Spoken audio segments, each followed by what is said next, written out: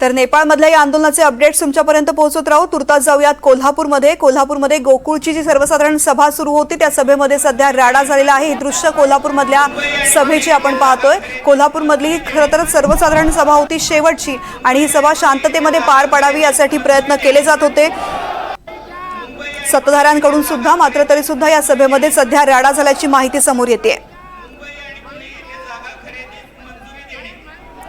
गोकुळमधल्या सभेची दृश्य आपण पाहतोय। कोल्हापूरमध्ये गोकुळची सर्वसाधारण सभा सुरू असताना या ठिकाणी राडा झालेला आहे। खरं तर गोकुळमधली ही शेवटची सभा आहे आता यावर्षीची आणि या सभेमध्ये शांततेपणे सगळे ठराव वाचले जात होते आणि मध्येच आता हे राडा झालेला आहे। घोषणाबाजी सुरू झालेली आहे।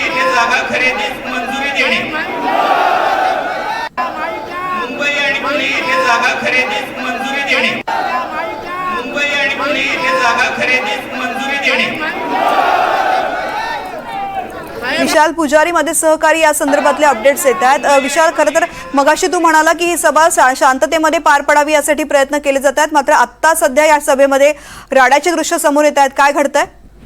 नक्कीच बरोबर आहे। सभा सुरू झाली त्यावेळेस पूर्णपणे शांतता होती, मात्र ज्यावेळेस हा प्रश्नोत्तराचा जो काळ सुरू झाला, ज्यावेळेस सभासद असतील, संचालक असतील यांनी काही प्रश्न विचारायचे असतात, त्या काळात मात्र संपूर्णपणे गोंधळाचं वातावरण आहे ते निर्माण झाल्याचं पाहायला मिळतंय।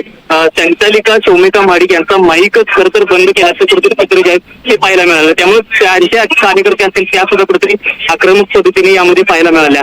त्यामुळे ही सभा जी आहे ती जरी सुरुवातीपासून शांततेत असली तरी शेवटाला येऊन कुठेतरी एक जे गोंधळाचं वातावरण जे आहे ते तयार करण्याचा कुठेतरी प्रयत्न सुरू झाल्याचं पाहायला मिळतं। संचालिका शौमिका महाडिक हे काही प्रश्न जे आहेत ते विचारणार होते। खरं तर गोकुळच्या संपूर्ण कारभारावर गेल्या अनेक वर्षांपासून काही प्रश्न जे आहेत ते उपस्थित केले जातात। या सत्ताधारी पॅनलमधील अनेक काही कामं असतील, काही योजना असतील, त्यांच्यावर प्रश्न उपस्थित केले जातात आणि आता ही जी सभा आहे ती या सभेमध्ये नेमके काय ठराव मांडले जाणार असे प्रश्नचिन्ह होते। मात्र ही या सभेमध्ये जे ठराव मांडले त्या ठरावानंतर काही प्रश्न उपस्थित केले जातात आणि तेच प्रश्न विचारण्यासाठी ज्यावेळेस हे महाडिक गट ज्यावेळेस समोर आला त्यावेळेस मात्र कुठेतरी त्यांचा माईक बंद केल्याची एक प्रकार जो आहे तो समोर आला आणि त्यामुळेच कुठेतरी शौमिका महाडिक आहेत ह्या सुद्धा आक्रमक पद्धतीने याला तोंड देताना पाहायला मिळतात।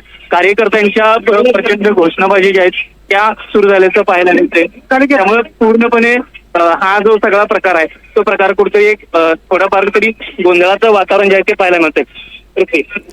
विशाल, शौमिका महाडिक ज्यावेळेस प्रश्न विचारत होत्या त्यावेळेस माईक बंद करण्यात आला हे तू सांगतोयस, नेमकं काय त्यावेळी घडलं होतं? काय प्रश्न विचारत होत्या त्यामुळे अशा प्रकारे त्यांचा माईक बंद केला गेला?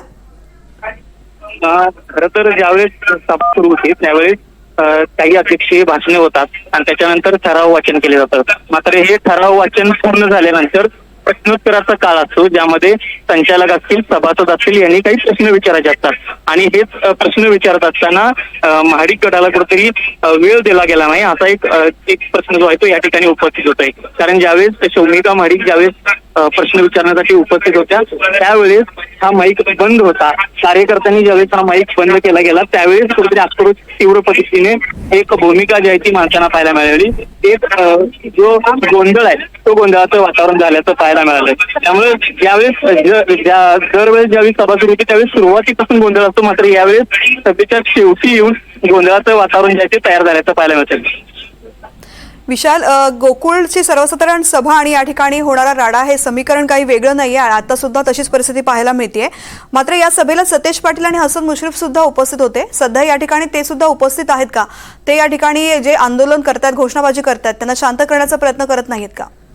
मंडळातले सर्वच नेते या सर्वसाधारण सभेसाठी उपस्थित असतात आणि त्या पद्धतीनंच मंत्री हसन मुश्रीफ असतील, आमदार सतेज पाटील हे सुद्धा उपस्थित आहेत आणि इतरही काही नेते जे आहेत ते माझे आमदार असतील, त्याचबरोबर इतरही काही नेते, स्थानिक लोकप्रतिनिधी ते या सभेसाठी उपस्थित आहेत। त्याच पद्धतीनं महाडिक गटाकडून ज्या विद्यमान संचालिका आहेत शौमिका महाडिक त्या सुद्धा सभासदांमध्ये उपस्थित आहेत। हे सगळे सभासदांमध्ये उपस्थित आहेत।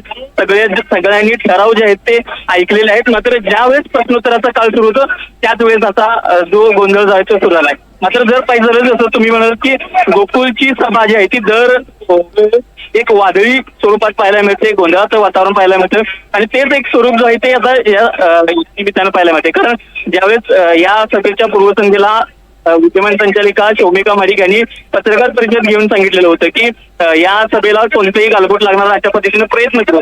मात्र अशाच पद्धतीनं शांतता राखलेली होती, मात्र कुठेतरी प्रश्न विचारण्याची संधी दिली नाही.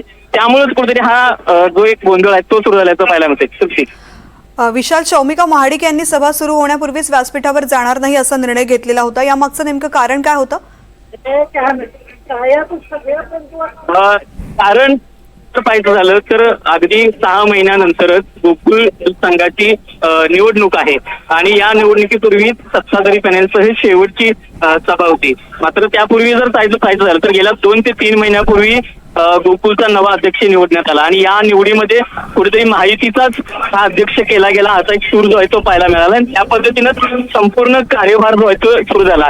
आणि त्यावेळेस ही गोकुळची सर्वसाधारण सभा सप्टेंबरमध्ये म्हणजेच निवडणुकीपूर्वी आज ठेवण्यात आली. त्याच्या पूर्वसंध्येला जे गोकुळचे अध्यक्ष आहेत नावीद मुश्रीफ यांनी शौमिका महाडिक यांना विनंती देखील केलेली होती की तुम्ही व्यासपीठावर या आणि संपूर्ण या सर्वसाधारण सभेला सभा जी आहे ती पार पाडा. मात्र शौमिका महाडिक यांनी महायुती धर्म पाळत मी या सभेला या सभेमध्ये कोणताही गोंधळ घालण्याचा प्रयत्न करणार नाही, गालबोट लागेल असं काही करणार नाही, त्यामुळे महायुतीचा धर्म पाळूनच ही सभा पार पडू असं एक वक्तव्य जायचं केलं. मात्र प्रश्न जे आहेत ते विचारणारच अशी भूमिका ठाम ठेवलेली होती.